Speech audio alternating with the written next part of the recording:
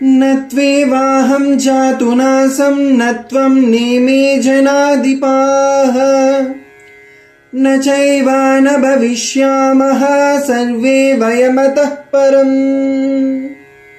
మరొకసారి మీకు భగవద్గీతలోకి ఆహ్వానం.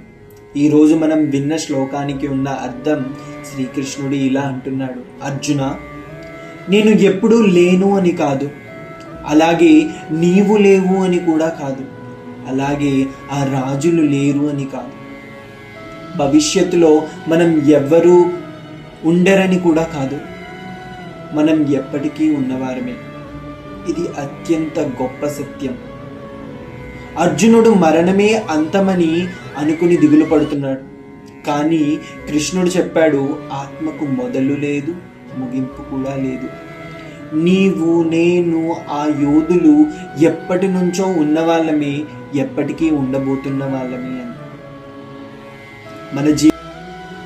మన జీవితం గురించి ఆలోచిస్తే చిన్నప్పటి నుండి యవ్వనం వరకు, వృద్ధాప్యం వరకు శరీరం మారుతుంది. కానీ నేను అన్న భావం మాత్రం మారదు. అదే ఆత్మ. మరణం కూడా ఆత్మకు అంతం కాదు, అది కేవలం ప్రయాణంలో ఒక దశ మాత్రమే. ఈ శ్లోకం మనకు భయాన్ని తొలగిస్తుంది. మరణ భయం, కోల్పోయే భయం, మార్పుల వల్ల వచ్చే భయం, ఇవన్నీ తొలగిపోతాయి. ఎందుకంటే మన నిజమైన స్వరూపం శాశ్వతం, అమృతం. అర్జునుడు ఇది ఓ శాంతి ప్రసాదం. మరణానికి భయపడకుండా ధర్మం కోసం నిలబడమని శ్రీకృష్ణుడు చెబుతున్నాడు.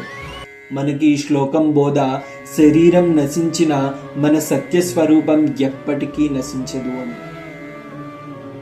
మరొక రోజు మరొక శ్లోకంతో మళ్ళీ మీ ముందుకు. హరే కృష్ణ.